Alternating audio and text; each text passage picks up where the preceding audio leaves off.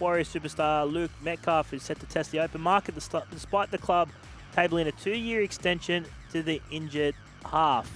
So we're going to sit there and have a look at the potential halves that are on the market. Noddy, get your thoughts on, and fullbacks, some key players. Get your thoughts on, should they stay? Will they go? Who would they be a good fit for?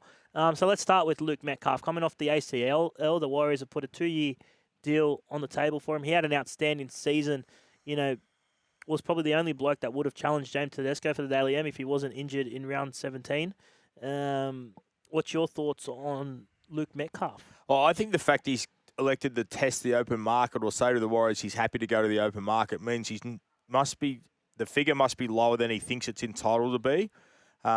He's been created in some regards by the Warriors as well, and Andrew Webster's done a wonderful job to turn him into this first grade game managing halfback and took him to that Daly M leadership and bits and pieces. So very curious to see where that sits and why he's elected to test the market. I'm not too sure. He's a Cronulla boy, so I think there'd be no position for him to come back to Cronulla. Wouldn't there? Well, I don't know. I'm just saying. Are they set? Are we talking 27? This is for 27. 2027? Well, I think they're still, Trindle and Hines are still contracted by that stage. They need to rejig their roster. Rejig the roster? Well, maybe someone's having a little private conversation to Luke Metcalf and saying, hey. Look, I've got no mail on this. This is not a... This is not mail. This is Friday afternoon mail by mail. I'm just saying the Sharks need to... I agree. I don't think they can win the comp. They can't win the comp with the current roster. But that's for them to decide and begin the development of what happens at the end of 2026 and who do they move on and who do they stay. But Luke Metcalf holds the cards because he's a quality halfback. He's young. He's had an ACL. I think he had a couple of them when he was younger. He's had a lot of injuries, right? But obviously when you start talking about lack of depth and lack of halves, well, he can manage a game. He can kick a ball. He's a good ball runner. So sums up a few opportunities. So I don't know how many other clubs in Sydney, if we go through... Dragons would definitely be one. Definitely. Looking at him. Well, the Dragons have what seems to be a position that's never under any doubt. Yes. So then it's only... Well, I think they've always said that Kyle eventually will be a 9 or bench utility. Bench utility, okay. So I think Luke Metcalf... I don't know why he doesn't want to stay in New Zealand. I don't know if they're... Well, it's not the fact that he doesn't want to stay, right? The fact that... And I think this would be... I can seek and make the Warriors a little bit scared that I'll go to the market. The Warriors have to hold safe with what they think their figures are. We don't know what their figure is. We don't know if Luke Metcalf's overly happy with he wants to come back home. Look, my understanding the money's okay. Well, there you go. And he's content with the money. And it's probably by that stage, too, the Warriors might be thinking, by the end of 2026, which is next year, Jed Cleary might be ready for first grade. Yeah. So how do they fit both of those in? Or is that a 7 and a 6 combination, or are they both genuine number 7s and they both can't work together? So is it invest in Jed Cleary but have Luke Metcalf first? And if Metcalf go, that's okay. Yeah, we're ready. We've got a ready replacement coming in through Jet Cleary. The Jet Cleary thing is going to be really interesting because I remember Ivan talking about coaching against Nathan. Does Jet Cleary play for the Penrith Panthers when he becomes a first grader? Well, Ivan won't coach. I don't remember. Do you remember the conversation? I just remember Ivan saying how hard he felt coaching against Nathan when he was at the Tigers. And Nathan, and by that stage, Nathan had become a seasoned he was a good first grader at the time. It wasn't the elite player that he is now, but he said I hated it. Well, right? and Ivan signed till 2027. I think so. So you think there might be a chance where he has to coach against Jed potentially, yeah, unless he brings him back to Penrith. Yeah. Or Ivan doesn't coach. I don't know. Yeah. I'm not sure. But I don't think there's many other clubs in Sydney that would be looking for a halfback, would there? South? Parramatta are pretty fine. South in 2027, maybe. Canberra. Yeah. Well, you don't know what's going to... They've got Ethan Sanders there. Are they sold on Ethan? Will that work? I don't know. That's what they've got to give him the opportunity. They've got to give him the keys to the team and say, are you any good? I think the development of Strange going on the Kangaroo Tour will be so beneficial for Strange, for Ethan Saunders, the halfback, with Strange going on the Kangaroo Tour, how he'll come back a better player and help that. Who else we got in Sydney market? I think the Roosters, no. Newcastle Knights, no. They've got too much. Unless what happens with Kalen, who knows? Yeah. West Tigers, you'd think, no. South Dragons. Manly have got Fogarty for a couple of years, Brooks, and then they've got the young kid coming through. Roosters, no. Sam Walker will be there for a fair while, you'd imagine. Yeah. Canterbury Bankstown Bulldogs. They should have Mitchell Woods. Mitch Woods should be playing first by 2027. Yeah. So there you go. Well, you know what? Interesting market. The other one, I think Tyrone Wishart will leave the Melbourne Storm. Okay. I think he's the old school best number 14 in the competition. Agree? I agree with that. I agree. I think a club, I wouldn't sign him as a starting half. But he would be my number 14 every week. But I need to have a roster that allows that number 14 of that calibre to come in every week. And I just think at some stage Tyrone Wishart has to leave the Melbourne Storm, one, to try and get a starting position somewhere. Or what's his best position then, Noddy? Because I don't think he's an out-and-out. I don't think he's a regular starting half in the NRL. He's maybe not a regular starting half and maybe not a genuine number 9, but can just do a job in the system that is systematically led by Craig Bellamy, which a lot of people go to Melbourne and become much better players. A lot of people leave Melbourne and become a lot worse players. Yes. So I'm not too sure where it sits and what they think of him. Obviously, somewhere he's got to think, well, Harry Grant's going to play 80 minutes every week. You're not going to have a player that sits on the bench and plays barely any time of that calibre. They'll go 4 forwards on the bench and someone that can play some dummy half if Harry Grant gets injured. So I'm interested to see where the Melbourne Storm go with that one with Tyrone Wishart. I think he's a quality player. He's a lovely kid, like great to talk to and very polite. But I think just for his development, he probably needs to go somewhere and see if he can be a first-grade player and starting somewhere. You're right, I don't know what he is. Yeah. He just fits a system very well for the Melbourne Storm. Jonah Pezzit's the next one on our list here we've been looking at. I think Jonah Pezzit has showed in the semi-final football he played. He's played 17 first-grade games, I think. About that. And I thought the fact he played semi-final football, showed he had the class, good kicking game, genuine game manager, coming out of an unbelievable system. Jonah Pezzit, I've said for Jonah Pezzit in the last 2 years, he's the best young half in the country. Yep. And then when he played in the semi-final, I went, he's ready for first grade. Yep. And the fact that he elected to go to the market and say that he wants to test the market to see if he can play first grade. The only thing that keeps him at the Melbourne Storm is if Cam Munster gets announced to the Perth Bears before Jonah Pezzit makes the decision. Yes, well, they've got the same agent. Braith and Nass is the same agent, right? So they'd be... Braith would know. I didn't know that, but they would know, at least that they would know confidentially. Correct. What the outcome of Melbourne is before either one make a decision. Correct. Not either one, because one. Yeah, one will know, right? Like that will play out the way it plays out. I think Parramatta would like to have Jonah Pezzit. Agree. I think you would have Dragons would probably like to have. He Jonah won't be Pezzit. going there. Won't go there. No, he won't. Okay. Braith and Aston looks after Lockie Ellis. That hasn't gone well at Dragons. Okay, yeah, fair enough. Who else would Jonah Pezzit be chased by? I can tell you North Queensland. It's down to this. Yeah. Melbourne, obviously. Yeah. North Queensland, Parramatta. And the smoky is Brisbane. Adam Reynolds' retirement and Ben Hunt. Ben Hunt. I'm not going to Cowboys if I got those three. I'm going to Parramatta Eels under Jason Rolls, who I'll probably have done a little bit of work with. Definitely. And playing in the halves with Mitchell Moses for a little while. Then I get given the keys to Parramatta. Yep. Or I'm going to the Brisbane Broncos, who are going to be star-stacked around me with all these good forwards and all these fast, exciting backs, and Reece Walsh is my fullback. Yep. It's definitely Parramatta, North Queensland, 100% in the mix. Yeah. There's some suggestion that Brisbane might be in the mix as well, and that's what it's come. And then obviously Melbourne. So that's where it's at. Yeah. In terms of Jonah. So we'll know the answer to that one as we go forward. Jerome Luai, I don't think leaves the West Tigers. Jerome Luai's got a 5-year, 6-year deal on significant amount of money. Yep. No one would offer that amount of money for him now. He got that significant amount of money on 4 premierships in a row. Yep. 5 grand finals at Panthers, played Origin with Nathan. And I think he's done good success for the Tigers and being at the club for the last year when he was involved. He's brought education. Well, you would have seen what he's brought, right? Yeah. Being in and around communication, the building. education, professionalism, and better. I feel like he's increased the knowledge of the players, especially around the spine, or how to play good quality games of football like the Penrith Panthers have done for 5 years. Yeah. So I think he's worked for the Tigers. They need a lot more improvement to keep going, and they've gone from wooden spoon to 12th, 13th. Yep. So, and I think one player can't make a club jump either, but I think he's done a little bit of his job at the Tigers. Now his role would be to get him into the top 8. So And then that's it. And Nikorima, I think Cody Nikorima could go to the English Super League effectively.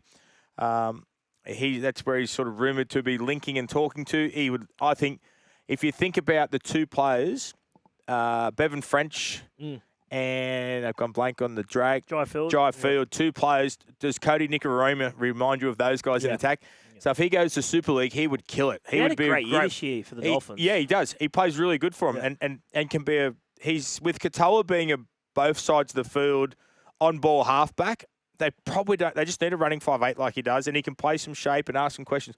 I think Cody Nikorima would have an outstanding career in Super League. Yeah, and would probably get 3 to 4 more years at least of football in England. But it's really interesting the fact the Dolphins have given George Williams a 2-year deal from 2027. They haven't confirmed that, right? But it's my understanding George Williams will go to the Dolphins for 2 years from 2027. So they've already made that mind up.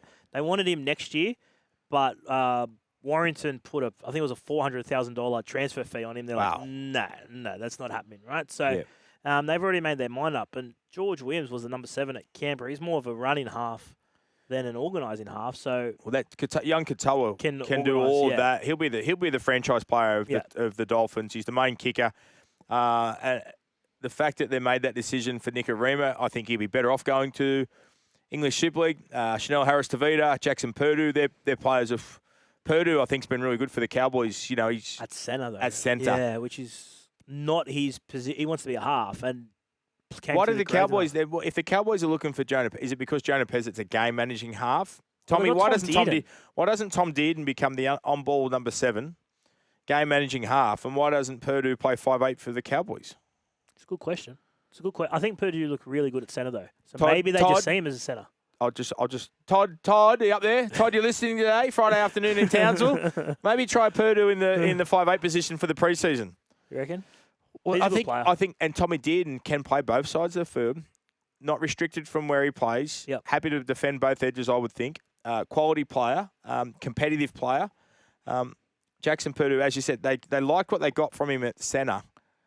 But if you don't have a half or a 5'8" and he's your own player, why don't you put more time into him and see if you can? They must know something we don't, because if they think he's a centre and can't play 5'8", but I think a club will think he can play 5'8", like a rival club. Yeah, and again, we're talking. There's clubs that are desperate for some halves or desperate for a backup half. So it depends on how they want to treat. It depends also.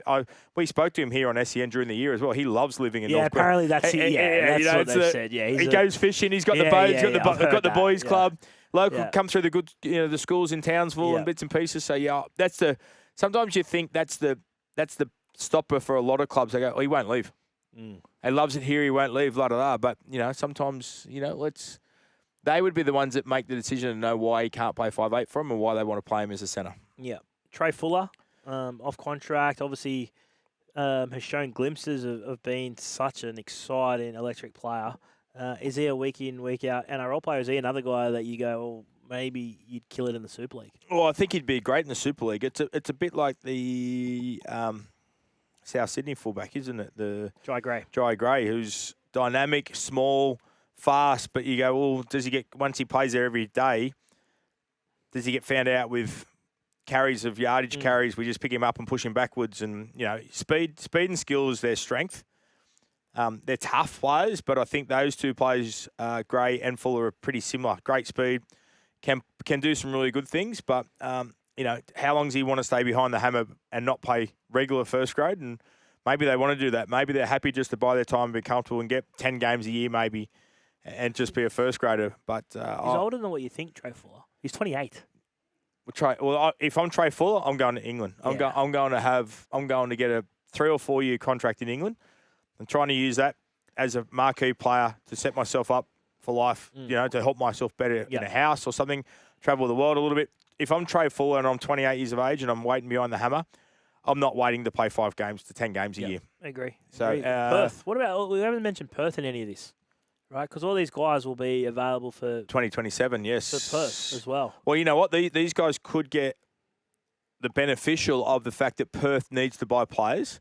They can only get so many high-ended marquee players. If they're going to have to pay some marquee players a little bit overs to entice them to come to Perth and go, hey, you're going to come to Perth and play with Cam Munster. for example, Payne Haas with these 4 or 5 10 FSLMLA. We've got this good started side, but we need to then have the not the budget buy, but the value buys. Every club needs value buys. And they are competitive players, but I just think in some time they're not going to sit there and wait beyond. What about the next person? What about if we get Tom Travojevic or James Tedesco to go to Perth? Nah, no chance. Teddy retires a Rooster and Tommy retires in Super League. Let's look at the Kiwis v Samoa first. 4:05 p.m. Australian Eastern Daylight Saving Time from Go Media Stadium. Let's break down some of these sides. So, for mine, you look at the halves to start with. You got the Kiwis, Dylan Brown, Kieran Foran, up against Blaze Talangi and Jerome Luai. Yeah, that's right. Obviously, Dylan Brown has not played in the halves for the second half of the year for Parramatta. Played a bit of centre, played a bit of dummy half. I think you'll love the fact he's playing dummy half, playing 5'8" again, not dummy half or centre. Kieran Foran, we know what Kieran Foran's going to deliver to. Kieran Foran's going to have experience. Kieran Foran's going to steer him around. It'd be interesting who takes control of the main kicking game here. That's probably something that is probably a little bit lacking with no Jerome Hughes in the New Zealand side. But I think Dylan Brown will be excited about that. And if you talk about a player who's just developing, Blaze Talangi has had an outstanding season. Exciting attacking player. And Jerome Luai, obviously, can play halfback, can play 5'8", had this success at the Panthers, and now has got to get that success at the Tigers and take them to a semi-final side. But if I'm a halfback and I get the opportunity to play behind either of these forward packs, I can't wait to play behind them, because as a halfback, you can only be as good as the meters you get given, the front quick play the balls you get created, and both they've got 8, 10 and 13 for both sides are outstanding. 8, 10, 13 are hard running forwards, break tackles, hard to get slow play the balls against them, can offload the football. So I'm excited as a half. I'm always going to be able to play on the front foot. And then again, you've got ball playing or skillful back rowers. So they're going to run hard down lines and hard, change of angles and bits and pieces. So I just think if I'm a half, I'm really excited. If I'm a dummy half, so Jeremy Marshall-King and Jazz Tavanga, I would be even excited to go second phase football, quick play the balls. I think it's going to be fast. I think it'll be obviously exciting football, probably less structured football than what we see from NRL on a weekly occurrence. But you're right; these forward packs are outstanding, and then it's the strength of them. And then there's a lot of speed to the outside backs. But if both fullbacks don't run for over 250 metres, it'll be surprising. Because that's their stats on every day. Sometimes they get in the 300-metre mark. I know, yeah. When you touch on those forward packs, all those players play rep football in any country. Any country. Any New South Wales or Queensland side. Doesn't matter what nationality. They'd all walk into all sides. So it's outstanding. And the strength for mine as well is when you sit down and look at the bench. Usually that's where, sometimes Samoa falls away a little bit. But, you've got Terrell May, who's been outstanding for the West Tigers, playing big minutes. It'll be good to see him play less minutes, because I thought they probably overcooked him a little bit at the West Tigers. Too many minutes. Simis Sasangi had a great year for the Raiders. Then you got Chanel Harris-Tavito and Francis Moller. On the flip side, you got the Kiwis. Nafahu White, he's a player. He's a player, yeah. He has certainly come onto the scene, hasn't he? I got some data a couple of years ago. The best 5 players in Harold Matthews and SG Ball a number of years ago. Okay. His name was on that list. So obviously the Roosters had identified him and he's come through, and now he's an international player and taking himself to that level. The other one I'm looking forward to play, I thought I think Chanel Harris-Tavita's got to play sometime at dummy half. Yeah, he has to play sometime there. Jazz Tavanga's not the traditional dummy half and ball player. I think Jeremy Marshall-King can play the full game if needs to. Obviously Phoenix Crossland can be a dummy half or a ball playing 13, so it'll be interesting how they go there. But you're right, it's 4:05 on Sunday afternoon at Go Media Stadium. We've had how many sellouts have been at that stadium this year? The excitement of what happens with Rugby League in New Zealand at the moment is just through the roof, and it's great because of the success of the Warriors and the fans are back, and then they get to watch the Kiwis play Samoa. This will be powerful. This will be brutal. This will be a lot of pride, and I can't wait for it. I actually think Samoa will win. Yeah, I think they win, and just for those couple of key positions. But I think Samoa actually beat the Kiwis. My only concern is I feel like the Kiwis have the edge in the halves and the edge at hooker. I think they've got the edge at hooker. I think the fact that Dylan Brown hasn't played 5'8" for a fair while, and the fact that Kieran Foran had announced, I'm going to retire, and then you've got to put that on hold. Kieran Foran is still a very good footy player and a very smart player. But I would sort of also be thinking that, Payne Haas is the best front rower in the world. Yep. Papali'i has been outstanding for the Raiders. So Jeremiah Nanai can score off crossfield kicks, can do offloads. It's just going to be such an open game of football. It's so hard to pick. Jaden Sewer, if he was playing in one of the top 4 or 5 sides, everyone would regard him as one of the league game's best back rowers. 100%. I think he's a gun. He's a gun, and as you said, sometimes you get judged by how your club side's going, and it's also then if you're in a side that's got injuries and up and down a little bit, your form goes out of the play because you're trying to learn how to play with new players all the time. So consistency of players in your side allows you to get combinations with who you're playing off, and as a back rower, you need to rely on your half or your fullback to be a bit creative for you. But, yeah, I think Jaden Sewer is an outstanding player. Imagine that's Stephen Crichton in that small side too. It would be scary. Ooh. So it's a shame, obviously, he's injured, but there's plenty of talent there. We'll chat a bit more, the Kiwis v Samoa with Monty Beetham later. And then on Saturday, the kickstart the international flavour of rugby league, Fiji up against the Cook Islands, 4 p.m. from Santos National Football Stadium in Port Moresby. Is this the best these two sides have looked for a while? Definitely the best they've looked for a long while. Obviously, as you said, the Pacific Championships gives opportunities. The semi-final football for the NRL was great. The excitement of where we've come out of semi-finals, where grand final day finished. Now we had to wait. Obviously we got Bathurst. We had Bathurst last week. We've had to wait for rugby league again, and now we come back with this Pacific Champs, and these guys are playing obviously for the Pacific Bowl. I think Cook Islands haven't won a game so far yet in this competition of the 3 years it's been going for, but they were extremely close last year. I think they've picked a better side. As I think there's some key players in that side. Obviously, there's an opportunity. What everyone's fighting for is the World Cup next year. The sides that aren't guaranteed World Cup, opportunities is what they're looking for. So, Cook Islands, coached by Carmichael Hunt, who was a quality player, obviously had great success.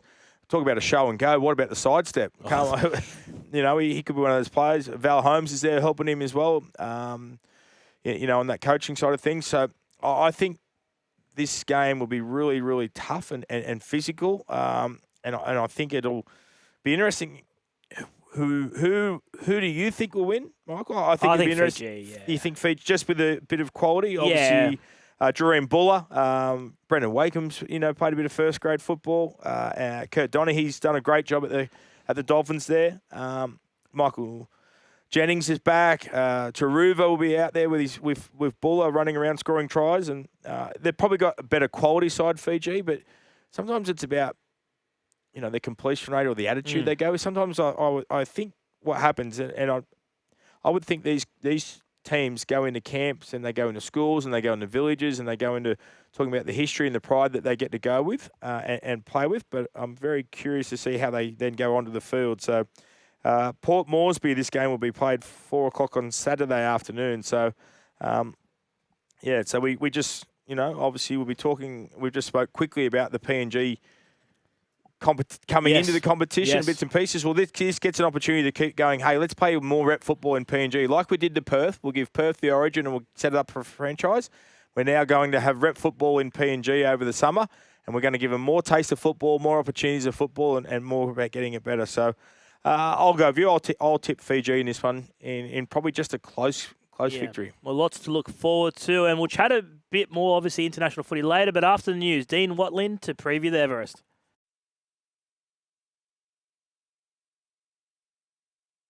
You mentioned the Ashes. You were part of the last tour, the last Ashes tour in 2003. What were your recollections of that? What was the squad like? Firstly, Chris Anderson, the coach. We actually heard Chris Anderson come out during the week and go, I think he said it to Dean Ritchie. He goes, you know what they need? An old-fashioned bonding session. So I'm tipping there was a few of those on the 03 tour. Well, Gordon Tallis wasn't on the 03 tour, but I'm sure he'll make sure he makes the bonding sessions a big part of his campaign as the assistant coach, I think, isn't it? Not as cultural person. But, I think there was a gentleman called Willie Mason that come out and said this is the best Kentucky tour I've been on. So I would say Chris Anderson's greatest strength as a coach, and I love him as a person, a coach. I literally played under him, won a premiership under him, went to Cronulla because of him. And his greatest strength, I would say to anyone, is the ability to connect people and players. And obviously, as you said, he knows the old school way of doing it. And we went to Barcelona for a few days on the way to France to play a test match, which was purely all about. I think Freddie had retired from rep football just before that 2000 World Cup. Freddie was the captain in the 5'8". Andrew Johns and Gordon Tallis were both unavailable. I think one ruled himself out and one was unavailable because of injury. And it was pretty much deemed to be the worst touring side ever to go away. Darren Lockyer became captain for the first time, I think it might have been. And he took control of that captaincy. Craig Gower, who would have got the Dally M medal in 2003, Yes. but there was no Dally M because of the Players Association fight with the NRL, so there was no Dally M on that occasion. The Panthers had just won a premiership, so a lot of those kids were going from being kids to winning grand finals and now jumping on the plane. Never to go left Penrith. Luke Lewis was my roommate. Yes. And had literally never left Penrith outside of, and gone out for dinner purely at Panthers Leagues Club. And he's now all of a sudden travelling around Barcelona, France, and playing test matches against England in sellout crowds. And it was pretty amazing.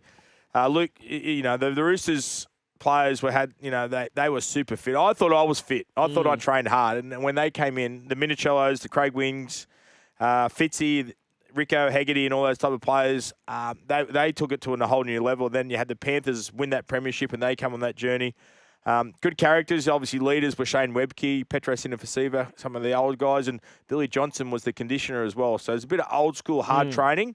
But, lots of fun, lots of good times on those tours. And as you said, it's the first time they're going back to a 3-test series against England. 22 years it's been. Would you have thought all that time it'd be 22 years later that they'd go back? I was trying to think, why did they not go back? And how come? What happened? Like COVID happened not that long ago. Yeah. But COVID wouldn't have affected that. But I think we played different test matches, but it just wasn't the old school 3-test. Yeah, they've been back plenty of times. Yes, right? but not just 3 standard test matches against England. And I'm looking forward to this summer. I'm looking forward to the Pacifica Championships effectively without Australia for the first time in their third edition of Pac Champs, but also the fact that Australia get to play.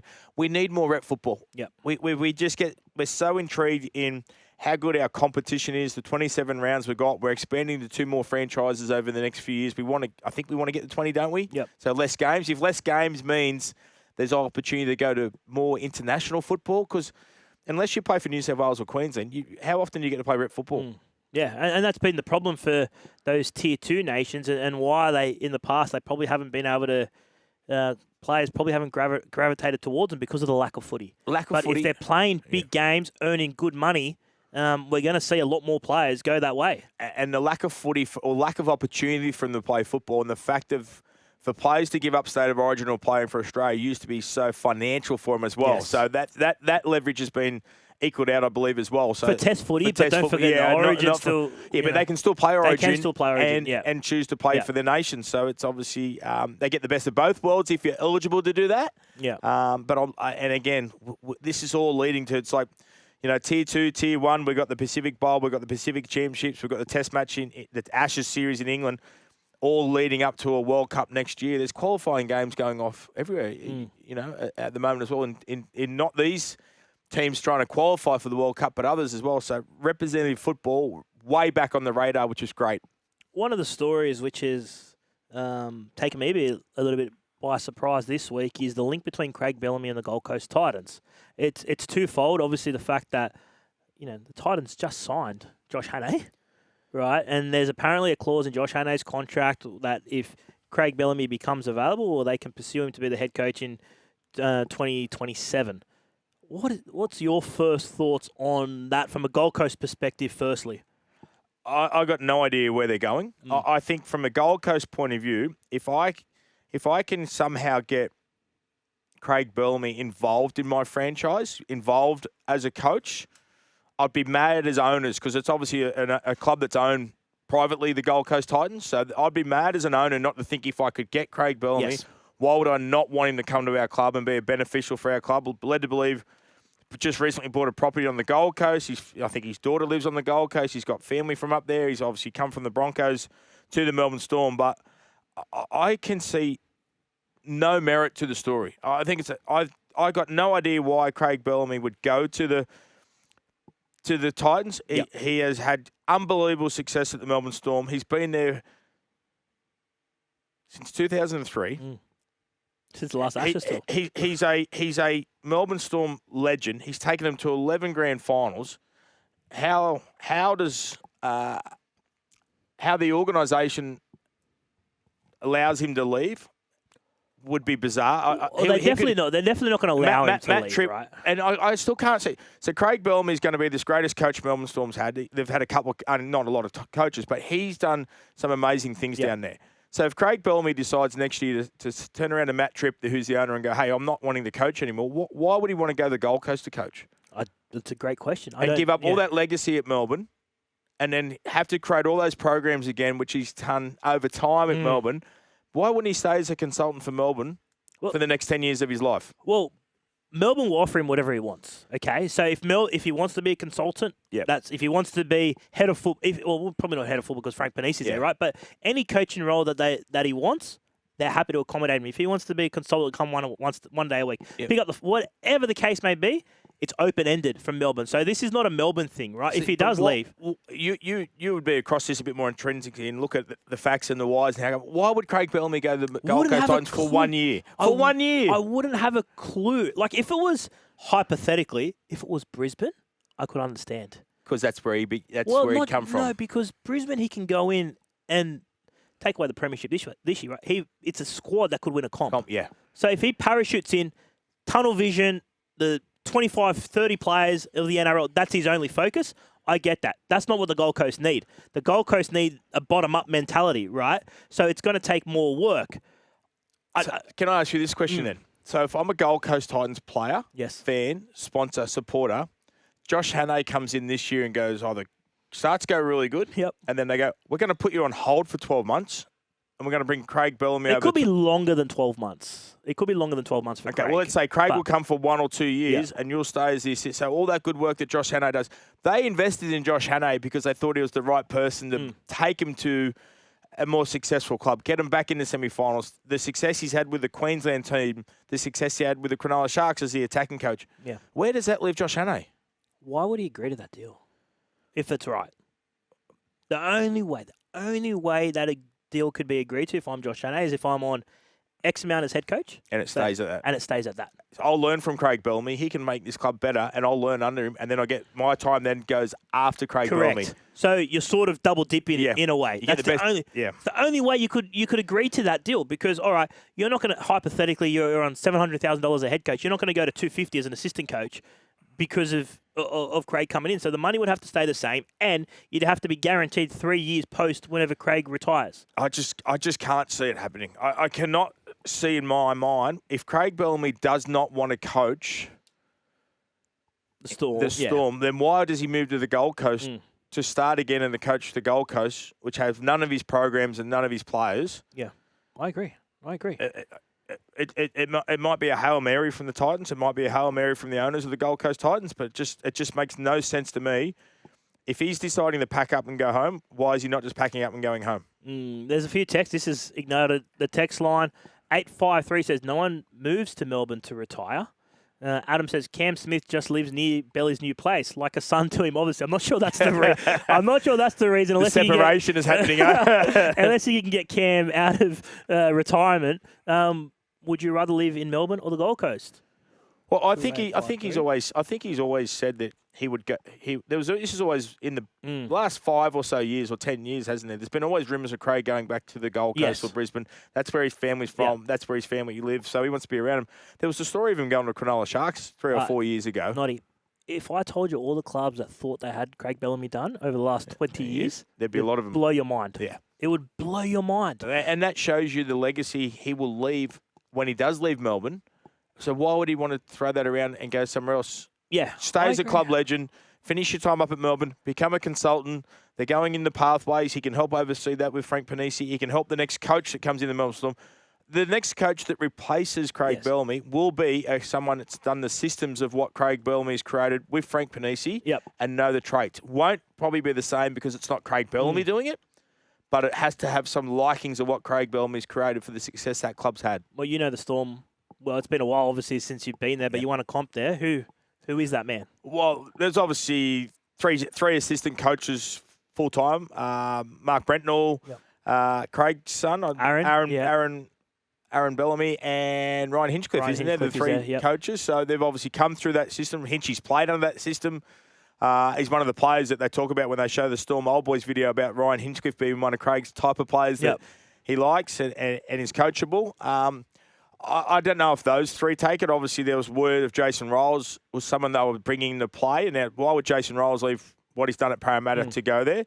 So the only person I would think they would put in, if they think it has to be a bit of a name and as someone that's become the best fullback our game has maybe ever had. Yes. And has coached Queensland, so people, he's got the runs on the board at rep football, so people go, well, he can coach. And I think Billy Slater would be a name or a brand that would attract players to Melbourne, wouldn't it? Because once Craig Bellamy leaves Melbourne, that's the next draw card. How do you get the best kid to trust you that you're going to turn him into the player that Craig's been able to turn him into the last few years, or do the systems that Craig Bellamy has?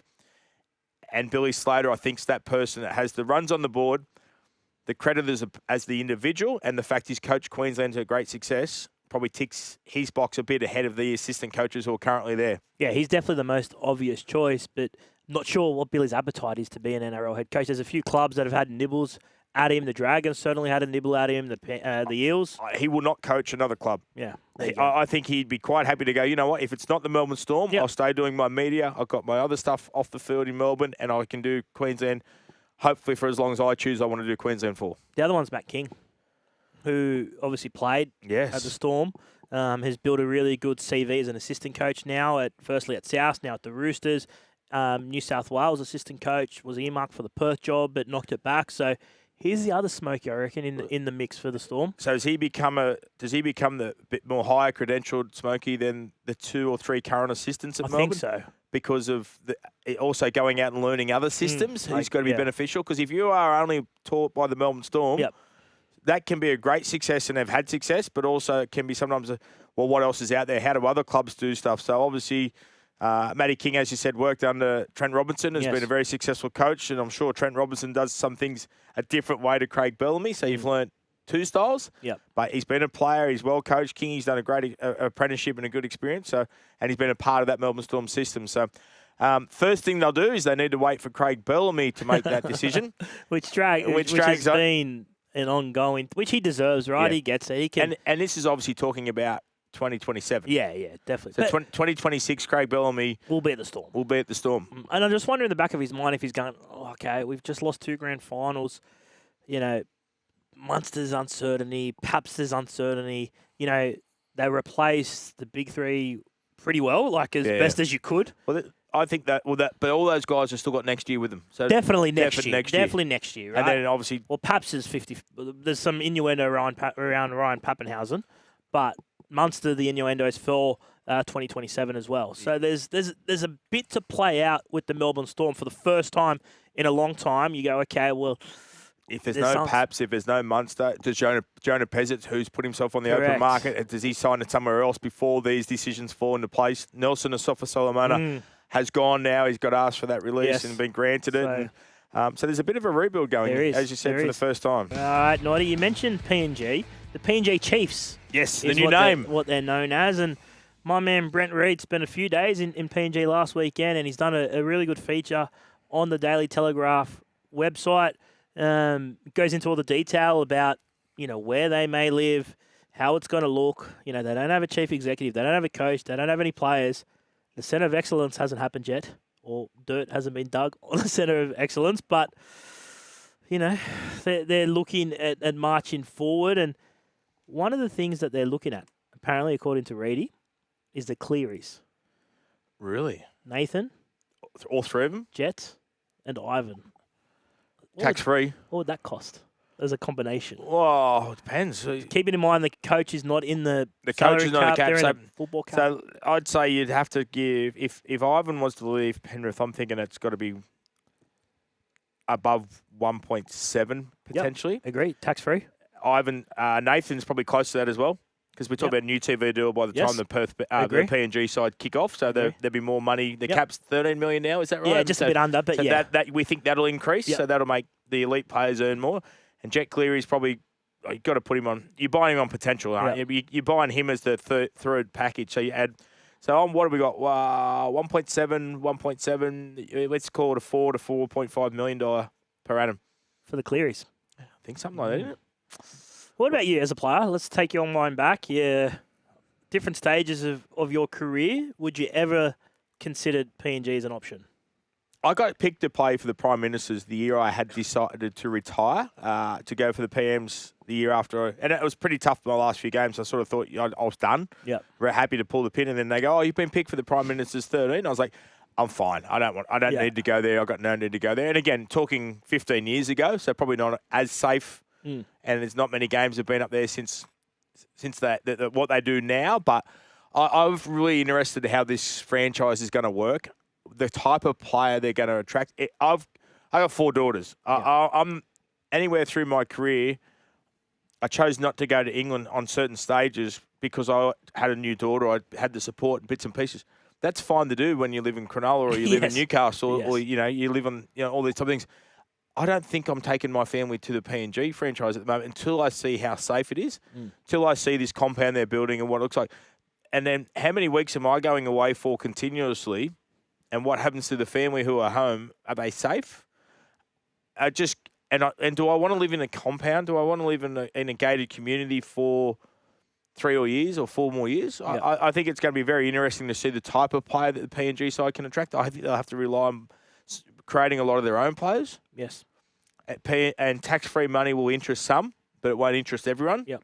And then the ability to get people to go there to commit is going to be really, really hard. So I think the Perth Bears will be successful. Talking to the guys who joined us in Melbourne who come out of the Western Reds, they love living over there.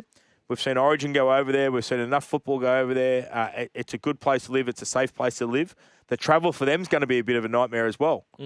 So this is another travel nightmare, security nightmare, and then the safety issue. Yeah, tax-free money doesn't work for everyone. No, and as you said, it'll depend on your stage of life, I guess, as well. And if you're a young kid and you got your potential and you live on your own, or you got a partner, and you know what, you might go, you know what, I'd love to go live over there. I'm speaking from my point of view. I just find the franchise is going to be difficult to work. And it's when will it be up and running by this stage? As you said, they've got no CEO at the moment. They've got no centre of excellence getting created. We know when they take test matches there. There's a test match there tomorrow. Yes, and it would be difficult to run. But they love rugby league. They're passionate about rugby league.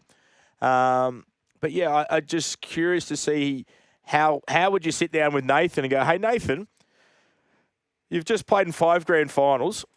You live on the river out there at Penrith. You're one of our highest paid players. You're one of our best players. You are the best player in our competition. Would you like to become our marquee player for PNG? Only if my dad comes with me and my brother and my partner's mother, Mary Fowler's from PNG. I don't know. You could have. You might be onto something. Reedy might have been on something here. Reedy's always on something. I don't know if it's good or not. But, and he goes on to say around, it looks like where they're going to stay, or the village, it's called the Airways Hotel. An 11-hectare site with its own medical clinic, several restaurants, bank, and internal car service. It's got 286 security cameras and a guard force. And that's what I'm saying. I talk about the security and the safety of going over there. You know, people talk about stories about how when the bus was driving down the street, you know, people would jump and chase the bus, and if they threw a jersey or a pair of I've been there a couple of times. It's scary, isn't it? It's dangerous or passionate. It's dangerous because of the sheer weight of people running towards a moving object. Yes. Right? But it wasn't dangerous in the sense that I ever feared for my safety. Because they just, you know what they want to do? They just want to see and touch you. Touch you. Not me. Yeah. The players. Right? They just want to see. They want some gear. They want whatever the players are throwing out. So passionate about rugby league. It was an amazing. I've been twice, and it's been an amazing experience, right? But going twice for 5 days is different to living. You think about November 1 preseason starts. You're there till hopefully the first weekend of October. Yeah. You get 6 weeks annual holidays and you get 2 weeks for Christmas. Mm. That's a lot of time to be living in a place that you don't feel Well, you can't essentially leave. you can't leave. This is a beautiful, big, state-of-the-art, big piece of land. Yeah. Community-based. Yeah, the living conditions are going to be great. Great. Okay, the living conditions are going to be awesome, but there's lots of buts, right? And it's going to take a unique coach for that role. Right? Like, someone like Des wouldn't work, obviously. No. Okay. That's why I think they will, they've been playing in the Queensland Cup now for 10 years, roughly, Yeah. I think it is. Pretty close. It had Yeah. good success in the Queensland Cup. They're going to have to rely on a lot of people who've got PNG heritage wanting to make the decision to go there. Yep. And Xavier Coates is one of those people that's already said, I'd love to go. Yeah, Alex Johnson's Alan put his Jude, hand up. But as you said, it's a lot of how do I build this?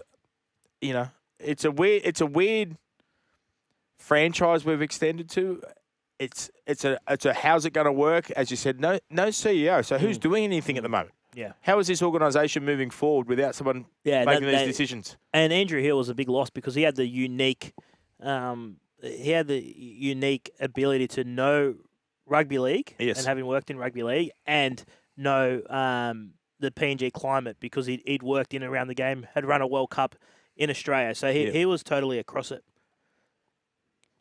But as you said, and it's a horrible situation that Andrew Hill has gone.